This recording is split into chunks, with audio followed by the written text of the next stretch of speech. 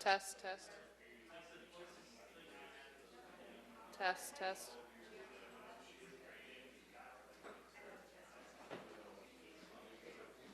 Test. Testing.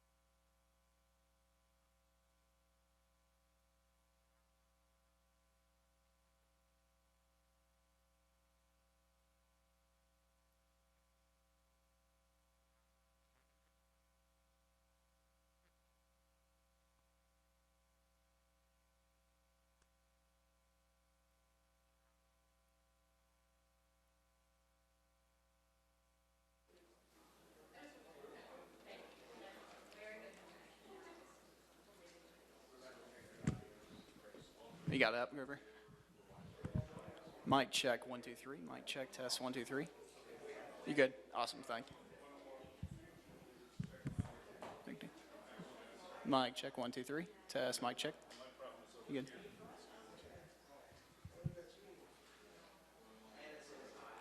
Oh. Tell the rest to hide back if you get the chance.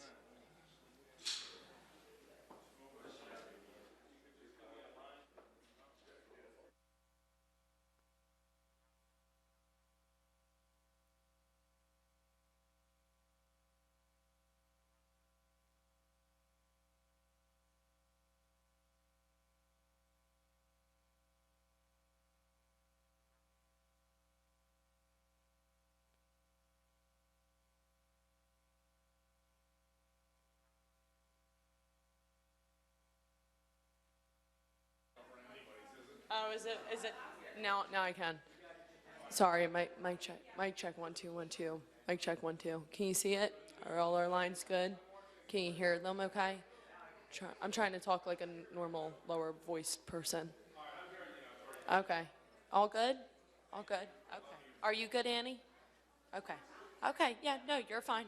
Figure while I'm here, I'm in a squatting position. So. I know. That's why I just said I'm talking lower. I'm trying to talk lower. I know, man. I know. Trying to talk lower.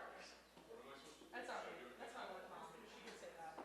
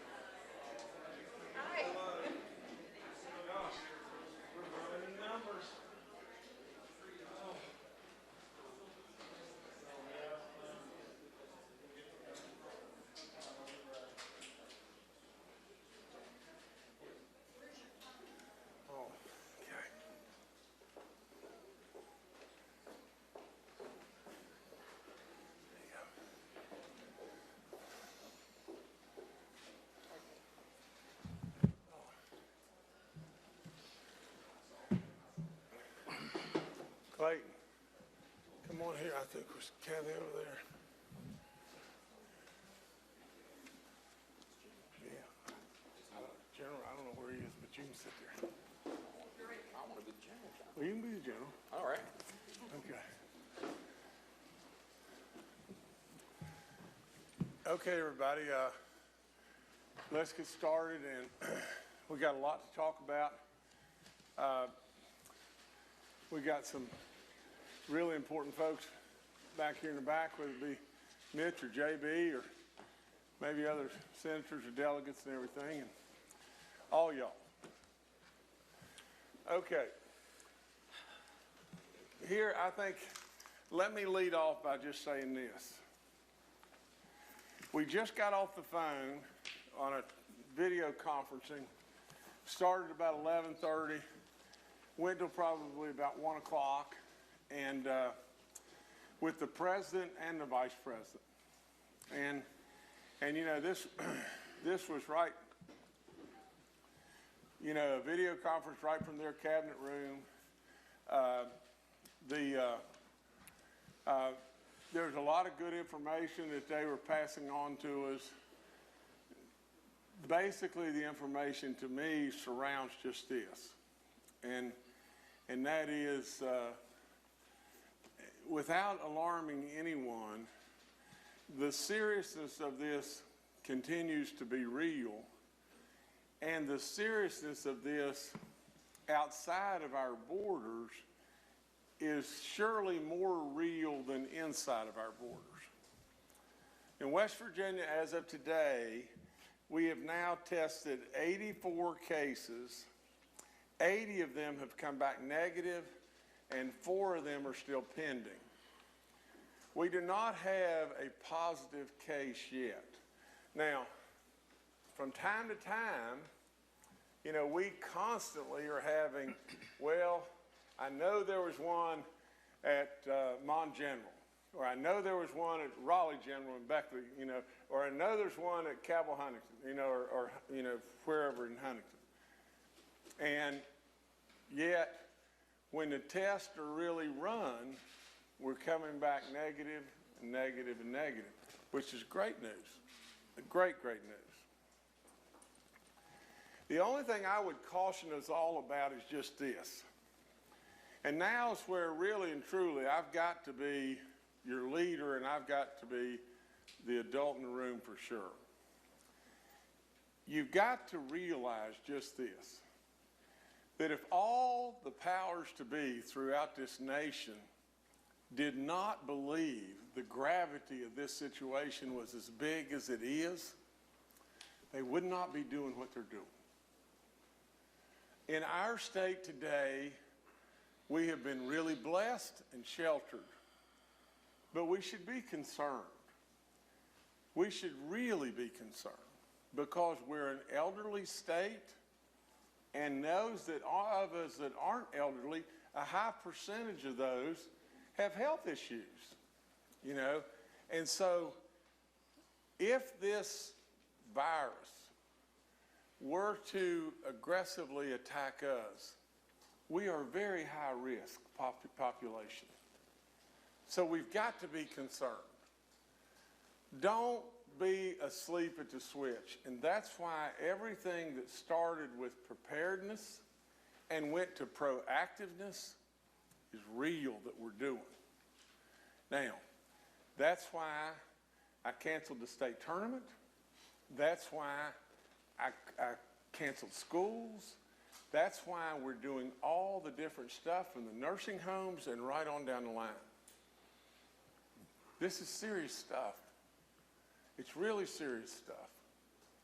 In the state of West Virginia, I do not want us to be asleep at the switch because we just happen to not have a positive test. And I don't want us to look to the positive test that finally comes as somebody winning the bingo game. I mean, for crying out loud, we don't want any to come. You know, we don't want anybody to, you know, be the star of the game show because they were the hospital or they were the person that got, you know, that was the first one. We'll go through a lot of different things. I'm going to tell you I'm going to hit the highlights and then I'll let you ask questions and everything else. The bottom line is our president is urging all of us, as I am urging all West Virginians, stay calm, be smart, use great hygiene, take care of people that are the elderly that you can help. For crying out loud, you know, go to the grocery store for them. Absolutely try to look after them. And when you're with them, use the very best hygiene that you can use. Wash your hands. Stay at a distance. Use smart, good sense. Today, we're telling everybody to stay away from crowds as much as you possibly can. Don't go to gatherings that have in excess of 50 people. Now, wait a minute. 1, 2, 3, 4. You know, I want to make sure. But all of that being said, the things that we don't need to do right at this point in time is make a mad rush on the grocery store. You know, I got a text from a lady, and I don't make light of this and everything. She said she was in a grocery store and the buggies were full and lined up all over the place, and there was nothing left on any of the shelves hardly. And she said a lady right behind her, you know, had 15 gallons of milk and said she was going to freeze it. And the guy in front of her had 30 loaves of bread, and she looked at him and said, "Am I missing something here?" And then all of a sudden, the guy in the back says, "It's going to snow tomorrow." You know, well, we don't need to panic. Our president assured us today that he had been meeting with Publix and Walmart and Kroger's and all those people and said, absolutely, without any question, we don't have a food supply issue. There's going to be plenty of food. There's going to be plenty of groceries. You don't need to make a mad rush on the grocery store. Just settle down. That's okay. Now, any person that would want to be tested, the federal government has come out and said without question all the cost would be covered on any of the testing. So you don't have to worry about having to pay to have testing. Today I'm going to declare a state of emergency for all 55 of our counties due to this outbreak and following just the follow-up from President Trump's declaration of a national emergency.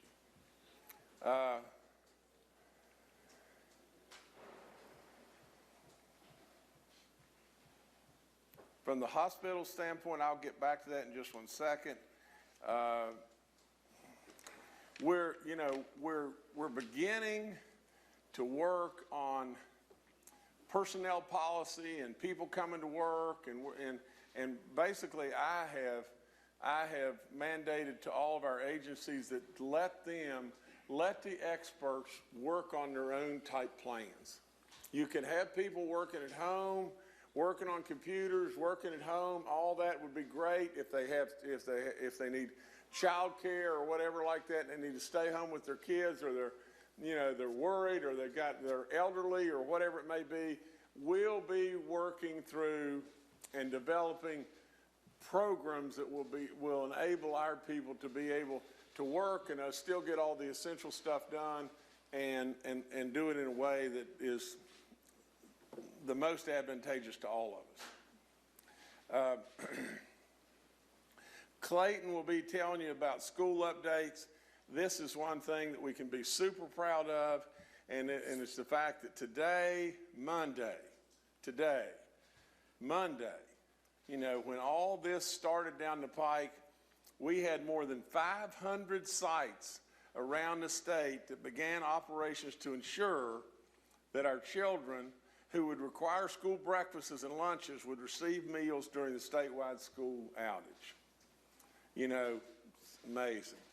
And you got a lot of people that are really, really stepping up, and whether it be the great school personnel that we have, you know, service personnel that we have, and all the great work that they have to do and everything in order to be able to ensure that we're able to do this.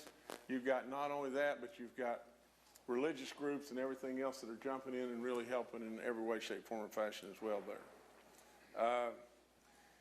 All schools will be closed until at least March 27th. We'll reevaluate as we go, keep people updated.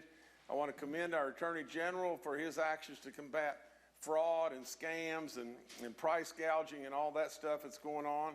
Charlotte Lane, our chairwoman of the Public Service Commission, is doing a great job to try to give some guidance to the utility companies to say, look, you can't cut off somebody's utilities right now and everything if they're a little bit late paying their bill and all that because this situation is going on. And you've heard the health tips, and then I've got one last thing and I want to tell you, but I just want to make sure that it says, wash your hands, cough into your elbow, don't touch your face, and you see me nonstop touching my face. So, I mean, it's a bad habit and everything, so just do the best you can do and go and try again to wash your hands as much as possible. Now, one last thing that I'd like to tell you is just this is, I came up with this idea and we're floating it around and we're really working it right now to just see that there's resources we have around the state, like the recent, it looks like the closing of Fairmont Regional. Well, Fairmont Regional is going to close for a short period of time, probably 30 days. And in that 30-day period, there's going to be a transitioning of equipment that's there, moving that equipment out because it's got all kinds of liens and everything against it, lots of problems there, and moving in equipment, newer equipment, everything from WVU, all the medical records and all that kind of stuff, and the processing and all that. It's going to take about 30 days to do that, and getting the proper CONs and all that kind of stuff in place and everything, where then WVU can reopen the hospital and Fairmont General can run, or Fairmont Regional can run until, basically bridging for 24 months or so till they build this new hospital, new 100-bed hospital that the WVU is going to build in the area. And that was a great outcome from the standpoint. And just tell it like it is, guys. In the beginning, what that was it was a 10-bed hospital, emergency room, step down deal. And all of, everybody that's here surely knows my position on it. My position was just straightforward as it could be. I'm not going to tolerate that. I'm not going to have that happen if there's any way in the world. So I stood really rock solid on the fact that the 7th largest city in our state can't do without a hospital. That's all there is to it. I mean, and so lo and behold, all of us got our heads together, and WVU was great, and they worked really hard at it and everything else. And now we've got a full service, brand new hospital going to be built right there in Fairmont. Can't be any better. All that they'll basically employ more people than is at the old hospital. All new stuff. Great outcome. The only reason I go through that is just this. In that window of 30 days, or maybe it takes 6 weeks, in that window of when that hospital may not be open, that hospital, the Wheeling Hospital, the Sistersville Hospital, there are resources in this state that what we need to do is move on right now, and try to get in all the supplies to those hospitals that if we were to happen to have an outbreak, we would be able to move people to those facilities and utilize those beds.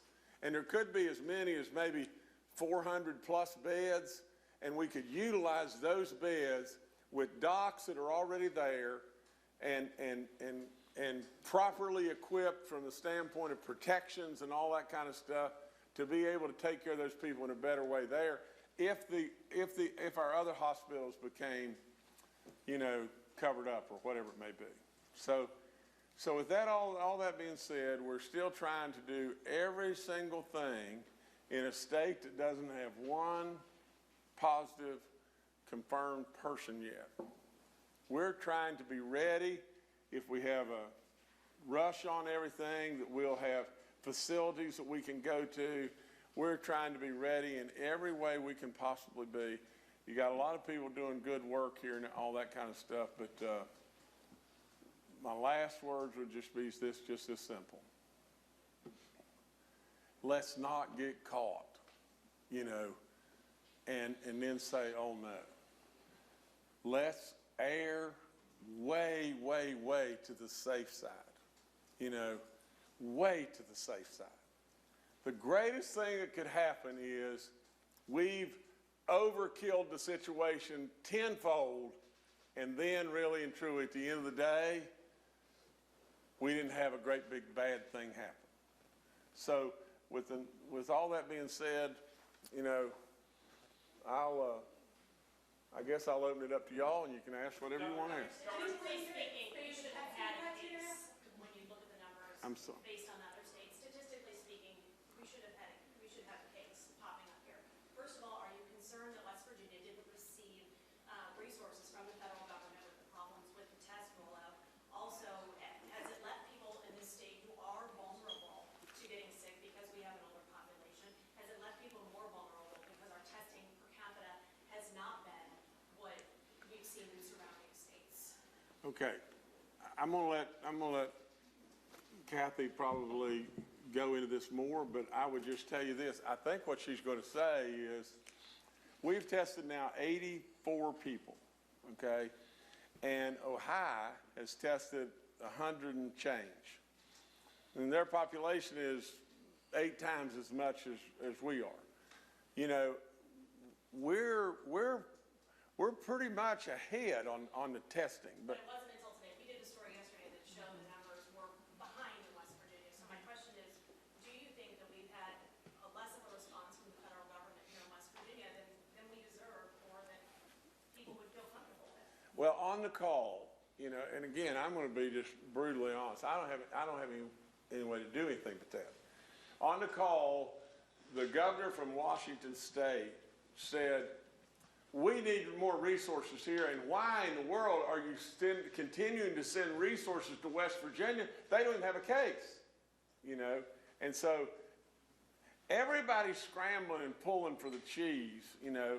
I Was would, there any specific talk about West Virginia on that call? oh, absolutely. Can you tell us a few details about what was said? Because it is concerning to a lot of people that there are no cases reported. Well, on the call, you know, and I don't remember specifically just the detail, but just this is, you know, the president said to me, he said, you know, what are you doing there, Jim, to keep you know, to have nobody test positive and everything? And we kind of smiled about that and everything. Everything on the call was really, really serious. You know, from the standpoint of, you know, and surely it's been mentioned upteen times about our elderly population, our population of people that have worked in the mines, COPD and you know, obesity and diabetes and all that kind of stuff. You know, Amanda, the one thing that I really believe this is, I am really close to our president, and that helps in lots and lots of ways. I can't imagine that he's going to leave West Virginia just holding the bag. And so I'll let Kathy. Have you received fewer tests in other states? Because there are people who wanted to be tested. I know everybody can't get tested, but there are people who wanted to be tested and have had some valid concerns, and they've been told no. They are valid concerns, and they're real. I would love to be able to test everybody. We have pushed out, we're currently testing folks that are seriously ill in hospitals, because that involves the infection control parameters of how the hospitals work, vulnerable populations in hospitals, and then also those that have a high risk of having been actually exposed. We've been pushing that out. We're increasing, so it's better than it was. But here's the reality. Currently, I have the ability, there's all kinds of things in the chain of testing. There's swabs, there's extraction things, et cetera, et cetera. There are shortages on many pieces of it. So currently, I have enough tests and supplies and everything else to maybe 500 people. Are we being treated differently? No, we're not being treated differently, but I think we are a small state. We have a minimal supply. That will ramp up if I can get pieces of things. So I think we've got the ability to increase it. But the key is none of it's enough. So, and we've been promised that we're going to be having commercial testing, et cetera, and it's not ramped up yet. We've been talking to hospitals and their ability to do testing, and they're working on it, but they too are hitting issues. So the good thing is, the federal government did over the weekend talk about a whole new model of testing, because they're hearing this from every state. So, because what we all want to do is community-based testing, not this targeted kind of testing. I mean, Virginia is shrinking down their ability to do testing and who they can test even further than we have. So we want to all do more testing. The federal government is talking about a model in which we do community-based, let you have come, and we actually done some planning in advance around those kind of things, like we would do mass vaccination, we could do it around testing. So we've got counties planning for how to do that. They asked, if we sent them our request on Saturday to say we will be happy and active to do any of that if you get us the supplies. We don't need to wait even for you to come and help us do this, because they're going to roll that out in different phases. And the first 12 states they're going to, it's not West Virginia. So I said, we don't need you here, send us the supplies, and we can do it ourselves. So we've put that request in, and we will work with them on everything they can get. We have called, we have begged, we have asked. How long will 500 tests last? Well, it depends on how many people flow in. So if the current rate, it would probably be a couple of weeks. Are we only testing people who have traveled overseas? No, we are testing the one that we're seeing most now are the seriously ill folks in hospitals. Our guidelines are more stringent, though, than states that are surrounding us. They've closed things down there. Those people could be coming here because they Right. don't have the opportunity to go to a restaurant. Ac- I mean, is that something that you guys are able to say to the federal government? Actually, our guidelines right now are more expansive than Virginia's. They've scaled theirs back. So what we're testing right now is a lot of the seriously ill folks that are hospitalized, near hospitalization, because it's going to impact the way that hospitals can handle those kind of things. The travel is not so much international. The travel that we're doing now more is, or the testing is not around travel, it's around have you had close contact with an identified case, a confirmed case, or travel to a domestic area that's at high risk. So it's more around that now that we're doing. So the two priorities, big picture there, are folks that have the highest risk of being actively exposed to a known case or a high-risk community. And second, the seriously ill in hospitals or near hospitalization that are at high risk, elderly and diabetes and chronic disease kind of things. So those are the two that we've done, are the two ones that we're prioritizing. No, it's an either or. It's an either or. Why is there a shortage? Are we importing our supplies from somewhere? I think they're getting used worldwide, probably. There are importation issues, most likely. There's been a big demand on these. Folks are running out. And I've heard that the same sort of, you talk about different parts of the materials. I've heard that some of the materials are also used to test for flu. Is that right? So that's part of the issue that we're including? The reason we have those 500 ability right now is because I've pulled all my supplies from flu. So are we unable to test for flu? Well, we will do it for a few days. We will do. Are you concerned about the lab for yet? We've only got a handful so far from them. Governor, many of your contemporary governors have now closed restaurants and bars in their states. Do you plan to do the same thing here? Not yet. And the reason that I feel this way is just this, is we've got to keep on some way living and doing what we're doing. And I don't drink, so I'm not in a bar hardly, never. But at the same time, I don't think any of our people yet believe that is necessary to do. And so if we don't watch out, and it may very well be that it comes to this, but at some point in time, if you believe, what our federal government and our federal people were working on today, they believe without question that if we don't have the supplies to do the testing now, we'll be getting the supplies. And we'll get the supplies, and the federal government is all over achieving that. As far as closing down gatherings, hopefully at a restaurant you're not all jammed in right on top of one another.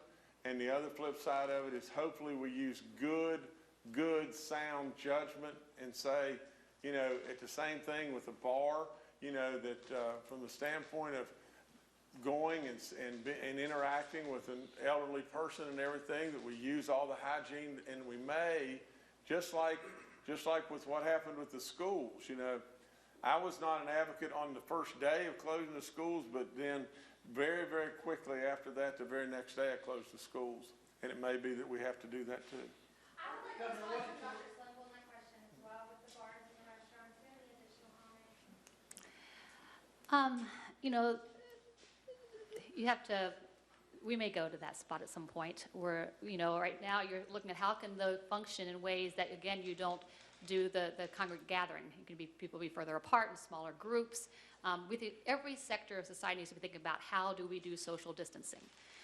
So it's not necessarily about closing everything. It's about doing what your mission is, your critical mission is, in ways that are safer and more effective. Without the ability to test as many people as we want to test, would it not be prudent to shut things down because we don't have that ability? Well, we actually, and I think this is, I think to the governor's leadership and others, we are moving forward as not related to how many tests we have positive. We're moving forward based on just assuming that it'd be here and we'd be proactive.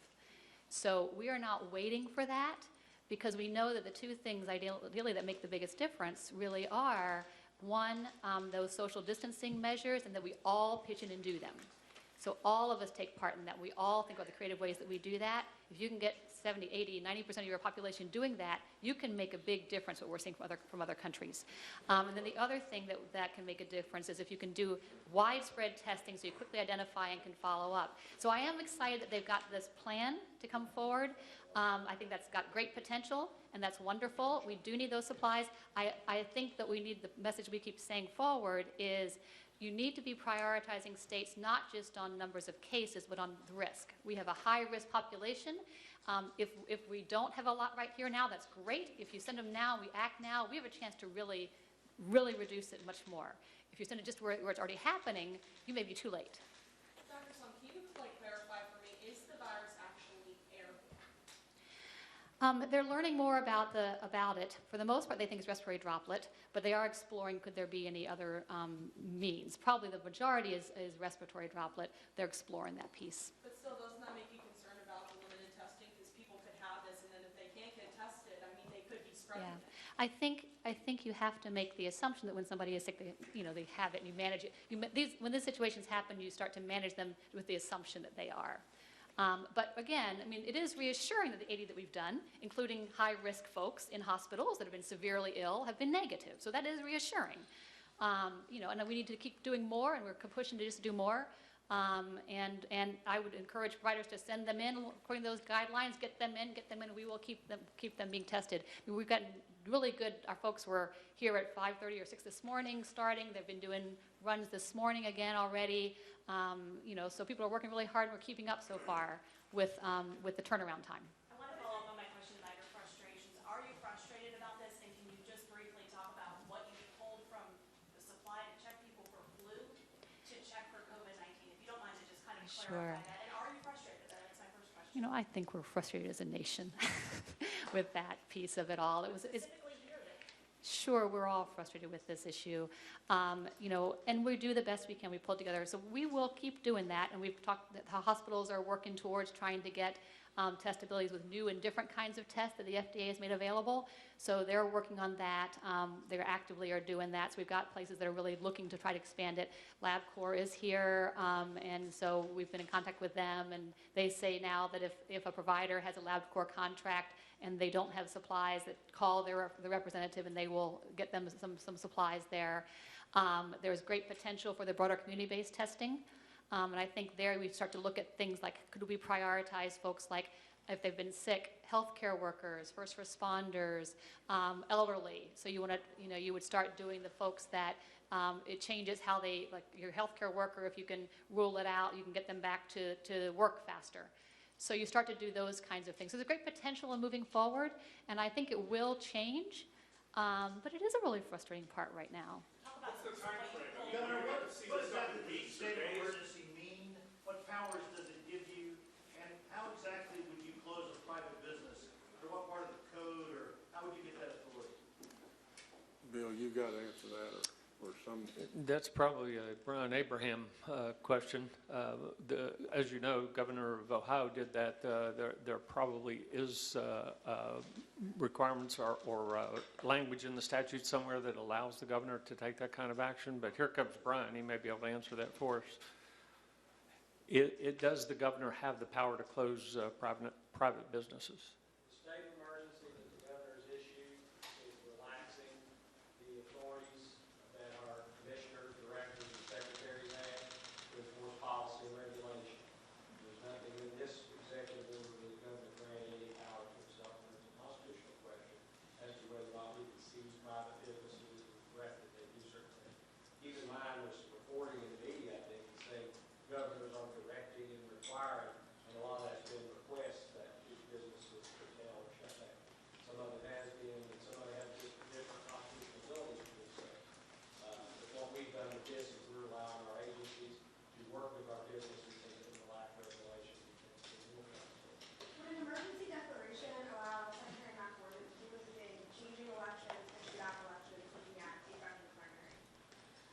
I really believe right now, you know, as far as worrying about our election, that ought to be way down the food chain right now. What do you guys have to say to anybody out there who might think that this is still maybe not a big deal and that the media might be blowing this out of proportion and they don't really need to self-isolate, all of that kind of stuff? What do you guys have to say to that? That'd be the greatest news that I could possibly hear. That's all there is to it. You know, But the if at the end of the day, all we did is go through all the exercises to really make ourselves prepared in a better way, or proactive in a better way, in a better way, in a better way, and at the end of the day, the tsunami didn't come as big as what everybody's afraid that the tsunami is going to be, then I'd be real happy. But the governor said it well, is we have no positives, but we have to take this seriously. Our citizenry needs to take this seriously. What has worked in other countries is simply more testing and social distancing. So we have an opportunity right now. We have almost a window here that if we can push that out, and we need the press to help with that, push that out so that folks understand they need to take care of themselves, they need to take care of their families, they need to take care of their parents, their grandparents, and their great-grandparents. They need to shop for them, keep them out of crowds, out of grocery stores. Take care of your family. If we can do that, and we can take extra caution in terms of how we handle our own health habits, and do not spread what we may not have, we may have. But if we can do that, we will have a difference. We will make a difference with this. I think it's, take it seriously and do your part, because we all really can play a role in that.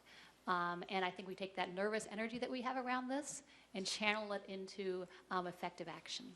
Dr. Sloan, I want to get back to have you clarify your talk about the flu. The flu is obviously very serious, deadly, but you talked about taking resources from testing people Right. with the flu to deal with COVID-19. Can you please clarify what you meant, Sure. what you're doing, and will people not be able to be tested for the flu now as a result? So it's a temporary thing. One of the pieces Is that. it acceptable? One of the pieces that we are, that are in the chain of supplies you need for testing is our extraction kits. We've ordered those, but they're on back order. And so we don't think that they are going to come in. And we've also ordered them commercially, and they're on back order, coming in the next couple of weeks. In the meantime, I borrowed extraction kits from my flu testing to fill in, to expand my capacity. We think they will come in within a couple of weeks, and that will double my capacity again to do testing. So I'm not stopping flu testing. In fact, it's actually really helpful for this because we try to get to exclude flu before we do COVID testing, because then we can conserve our resources more. So I'm not stopping flu testing. We borrowed some supplies short term while we try to get some other supplies in. So we will continue that. No, we have received some. We have ordered more, and they haven't come yet. How many did we receive? I don't know the exact number, but I know that we'd like more. I don't know how soon they'll be here. Is there any delay getting results from LabCorp or issues getting results from LabCorp? No, we actually are electronically connected so that when they get a test and it gets into their electronic system, we automatically get that. And in fact, typically with diseases, we ask them to report the positives. We've actually asked them to report the positives and the negatives because I want to know how many they've tested. Governor, you were talking about borders earlier. I mean, we have people that live here that work in Virginia, D.C., Maryland, Ohio, Pennsylvania. Do we have any special strategy to deal with border counties and people who might be bringing things over?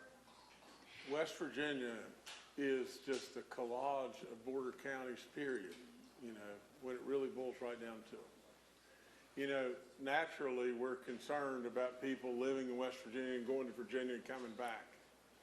But you've got to understand just this now, and again, I want to do my job. I want to do my job right now for everybody. I want you to really listen to me, okay? We're all concerned, and it's awfully easy to go running in 50 different directions and everything get out of control. As far as our restaurants and our bars, that may be a situation that we address soon. As far as shutting down the Capitol or shutting down our cities or whatever it may be a situation we have to address soon. You've got to understand, this virus is without question in West Virginia probably somewhere right now. Whether we go back and forth to Virginia or not and everything is an issue, but it's here. But I want you to just listen to just what I've already said today. And I made 2 or 3 notes here and everything just to be able to not miss this. Today in West Virginia, we have 84 people tested and 80 negatives and 4 pending. You know, today in West Virginia, I would say to you, the federal government and everybody is saying, go to the grocery stores. For crying out loud, go to the grocery stores. If you want to go to Bob Evans and eat, go to Bob Evans and eat. You know, if we get to the point in time where we've got to close the grocery stores and drive a truck around and whatever and bring groceries to people and everything, we'll do that. But today, don't have a mad rush on trying to buy all the toilet paper in the store. You know, we'll get by. The other things I've said is your testing there is no cost to your testing. And if you're sick, we got to get you in and test you. You're hearing from Kathy in every way, shape, form, or fashion that, and from the federal government, that testing supplies are behind. Naturally, she's frustrated. We're all frustrated. Everybody's screaming to the top of the mountain and everything. We need more, we need more, we need more. Everybody's screaming that. For God's sakes a living, let's just tell the truth. We got in a situation where 96% of our antibiotics were made in China. You know, now, everybody's caught. Everybody's caught with a dilemma. And everybody's playing catch up right now. We have declared a state of emergency. We are working on a personnel policy. We are working on the fact that these hospitals that have beds, we're working on a contingency plan to do something with those beds. We're working on what to do with capital restrictions right here and what to do there. You know, we're absolutely doing an incredible job in feeding the kids on the very first day. You know, now our Attorney General is all over this scam deal or people price gouging.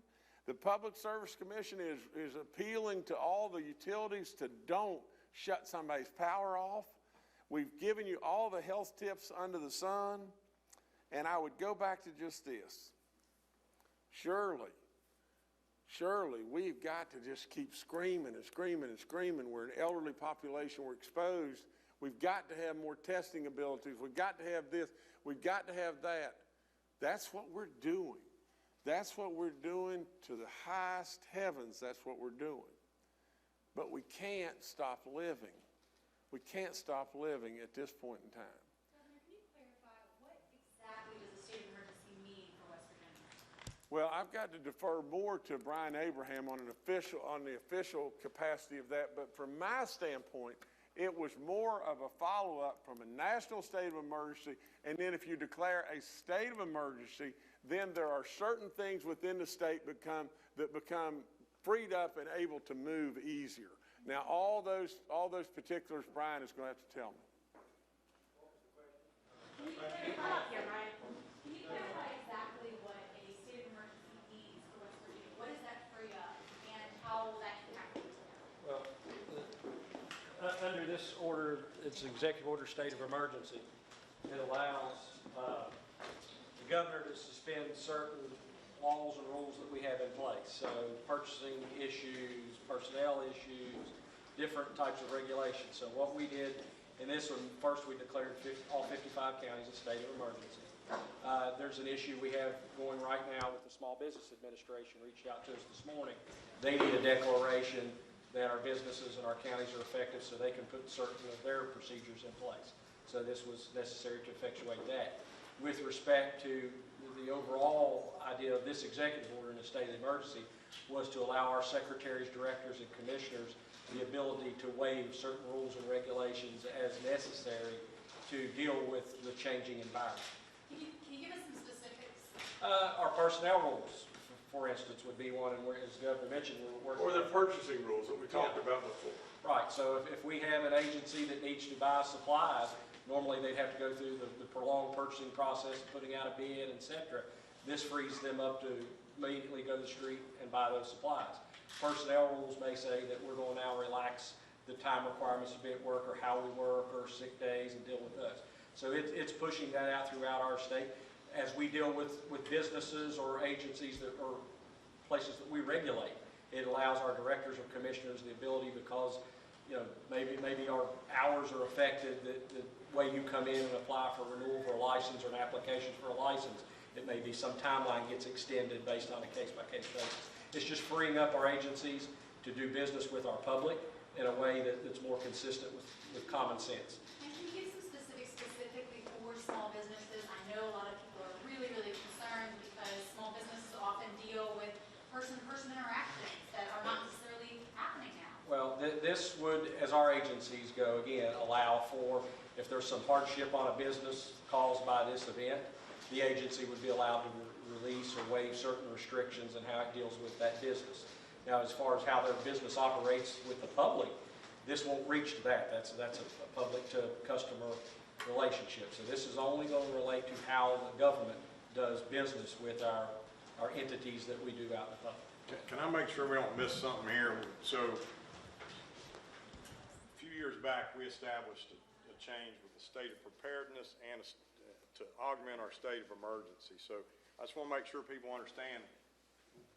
The governor, several days ago, a week or two ago, we established a state of preparedness so the Guard and other entities could have more flexibility to work together. So, I've got LNOs in his shop helping with school food delivery. We've got LNOs in DHHR helping with the preparations, planning, and those things. So I think it's important for us to put in perspective, this is just the next phase of the governor's ability to provide more flexibility and more resources for state government to take care and support people. And the state of preparedness was designed to go back to the governor's point of, we got to use this as an opportunity as the citizens of the state of West Virginia to be better prepared for not just this, but for anything else that comes along. So one of the things Clayton and I talked about with Kathy and Bill this morning was, we know that school kids who are out, who may not have connectivity, normally go on to public TV. So we're going to go reach out on the public TV and put some more messaging out on things to help families prepare, medical surveillance, and those kind of things. So these are extensions of the governor's ability as the chief executive to bring all of us together and make us more focused on what we're supposed to be doing. Governor, could you touch on how food distribution went today throughout the counties? I think Clayton I think it went great. Sure. We had over 505 sites ready today at 8 a.m. to begin food distribution. I will tell you that in a 48-hour period, when the governor announced the closure of school, the number one priority put to us was to make sure the children were fed on day one. And we can say unequivocally it was done. General Hoyer, the Guard, has stepped up and helped. I think we have to give a huge shout out to the service folks that stepped up, our cooks, our custodians, our bus drivers. But even though our teachers are charged to be preparing for these lessons at home, across the state, I've heard stories of teachers showing up today to help. And I think these good stories of our community and us just being true West Virginians was a prime example today of making sure every one of our children had a meal. Governor Justice, the president during a news conference that's happening right now just recommended nobody get in groups of more than 10 and limit discretionary travel. Just looking at these notes here, what are your thoughts on that? We need to dismiss, don't we? All right, now just listen. Let me just hit the real highlights one more time. I would tell all of us in our state, be concerned. Know this is serious stuff. But at the same time, it doesn't help any of us to be afraid. You know, try as best you can to live your life in a smart way and using great hygiene and all those things. You've got some real experts that have really been on top of this from day one. And we don't have a positive test as of yet in West Virginia. We will continue to test, and absolutely we will end up with a positive test somewhere. Let's just hope and pray in every way that, again, all the good work that these people are doing, and I will promise you we are on this every single minute of every single day. Whether it's getting the kids fed, or whether it's absolutely doing all the right things that we can do as far as the testing, whether it be the right thing as far as finding the hospital beds in case we have an emergency that we can go to, but we're on it. We're on it as the very best we can, and I would ask every West Virginian to do just this, and then we're done, and that is just this. Help each other. Look out after, be great West Virginians.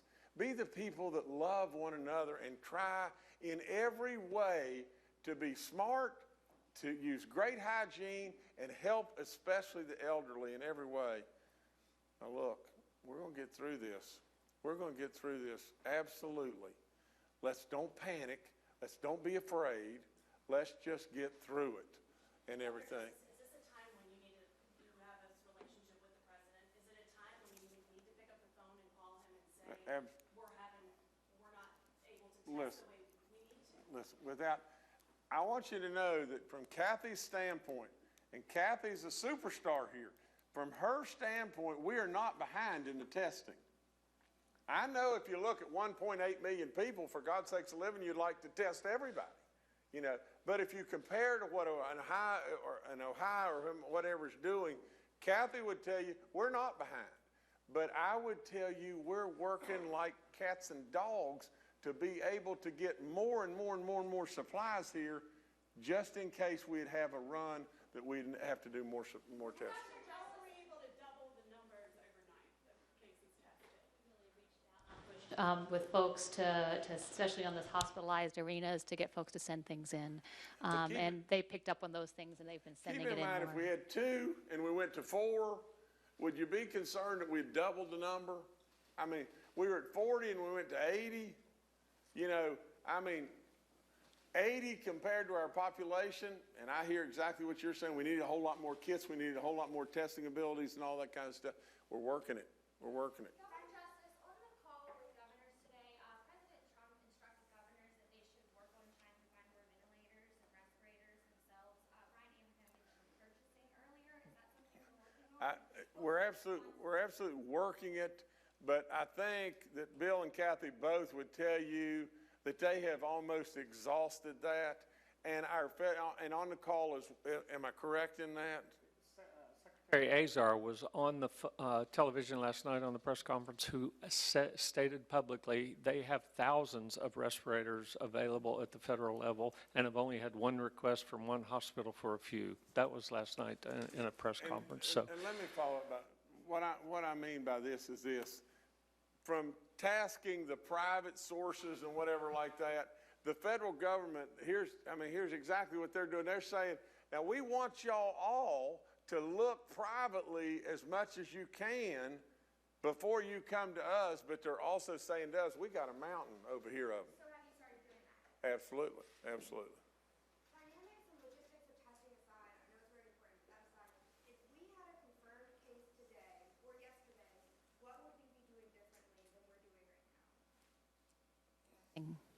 We're doing the right things now. You know, I think we're expecting to see a case. Why would we not? And you know, it's no magic difference between day 1 and day 2 when you see a case. Most states, when they start to see cases, that then does rapidly go up. And that would not be surprising. But that's why we're putting all those things in place now and asking everybody to really pull together to do everything they can to prevent that. I think, you know, and the governor is absolutely right, you know, and I really appreciate his leadership with this. This really, you know, we have to pull together as a community, and we have to together think about creative ways to function and do our regular things. It's not about closing everything. It is about doing things that sustain those operations, that sustain that connectedness among people in smart and different ways. And so I think that is what we can all do to take care of each other and ourselves and our families. Gatherings of more than 10 people are discouraged, and we think about businesses, factories, things like that. What kind of guidance is the state going to give these organizations? There are a couple of things. The mass gathering thing, the large groupings and community kind of things, that has to do, and CDC came out yesterday with some guidance around 50 or more for the large gatherings. The 10 is about small meetings that you get together otherwise. It's safer with groups of 10 or under in general. So that's if you were doing a church gathering of something that was 10 or family. You know, the more that you've got smaller groups of 10 in the same group of people, the less you intermix. It's all about not mixing folks in and out. So if you've got the same group of 10 or 12 that you're working with and you're there every day with each other, it's a little bit less chance of exposure, et cetera. So it's just all about not the intermixing. So the 10 is more for small grouping, gathering kind of things. All of these issues, again, have to do with reducing risk. If you think of it in those terms, what we're doing is just reducing the risk everywhere we can of the transmission. So keep that in mind as you move forward. Again, I want to say I appreciate we had a couple of reporters who have put our website and the number in your articles. We appreciate that. We need to get that word out to folks and make sure they have access to information so that they understand what they need to do and what they don't need to do. So if we look at folks being distance of 6 feet from each other, we look at social distancing, you can still get together. You can still talk to folks. You can still have gatherings. You just need to be a little more cautious and aware of the potential there. It's spring soon. You know, getting outside, walking around is a good thing, a healthy thing. Talking to your neighbors across the yard is a healthy thing. All those good things. Visiting a state park is a healthy thing. Governor, you said last week that you would hold these press conferences every day when I asked you, but over the weekend we heard nothing from you as far as press conferences go. That's unfair. If you'll go back and watch the tape, I said we would not be meeting on Saturday or Sunday, and you know, and everything. But we will, if we have confirmed cases or we have an emergency, we will come in on Saturday and Sunday. I mean, we worked and we talked 5,000 times and all that kind of stuff. Everybody's still working nonstop. Right, but you did just say that you're, you know, acting as if we do have a case here, and you know, you just said that if we had a case, we'd be. No, we don't. I believe without question it's here. I believe that and everything. We all believe that. But we don't have a confirmed case. We don't have a positive case. Now, that's not going to change much of anything. You know, just like Kathy was saying, that's not going to change the world. You know, we're still going to react because what we've put in place, to the best of all of our abilities, we've put in place what we think was the best moves we could make. Closing state tournament, closing schools, doing all the different things that we're doing that we've already outlined here without repeating it all. We're moving in such a proactive way, we think we are absolutely doing everything that we can possibly do to make sure that we're safe. Now, the last thing I would say is we're better off today than we were yesterday. Mm-hmm. Every day that goes by, it's going to get warmer. And there's going to be more sunshine, and there's going to be a lesser and lesser and lesser probability of a bad outcome. We've got to play this day by day. One of the Let me talk 1 second. Oh, I'm sorry, Kathy. One thing. The reason why if there's a case that we would announce that, even if it's on a weekend, is not because it changes things dramatically. It's because we said we'd be honest and open with you, and we would announce it when it happens. So that's the reason why there would be an announcement at that time. Yeah, and further, sometimes we don't get these reports on the tests until 8 or 9 at night. So what we will do in that case is put out a press release, so you have the information, and then have a press conference the next day. So, and the governor did say last week we won't have these on Saturday or Sunday unless we end up with a positive case, and then we would have one. So, Or unless you end up with a real need to be here. right. How long does it take a test to be completed? The turnaround we've been doing right now has been about 24 hours. We have to batch them because otherwise we don't use our reagents fully. And conserve those. So the actual testing, it depends on how much they have to do for preliminary testing, but it's typically around 6 or 7 hours when it runs over the day. So that's roughly what it does, and we can do them in batches of 20 or so. And then we will provide a public update every evening when that happens, once we get the results, and that will be posted on our website. So we're trying to be totally open, provide you information as we get it. You may see changing times because sometimes we wait until we have a grouping that will fully utilize the resources. But sometimes, occasionally, if we've got 1 or 2, we will say, okay, we'll run them the next day. So I would say when generally we're aiming for a 1 to 3 day turnaround time. So far, we've been able to keep that. With the state saying that we're meeting here every day, is this room being sanitized? Is the Capitol building being sanitized? Other public state buildings? We have folks, yes. It takes some extra sanitation for y'all. No, I'm just teasing you, everyone. Believe me, we're working on everything. Everything's good, not good. Concerned, don't be worried. There are students who come back from trips in Europe, which is now the epicenter of the virus. High school students, are there any plans to ask them to quarantine or do anything? There is still, if you're coming from a level 2, level 3 country, then there would be the standard travel precautions when you come back of 14 days usually. Depends on where they're coming back from. Okay, we're done. Thank you all. We're done. Thank y'all.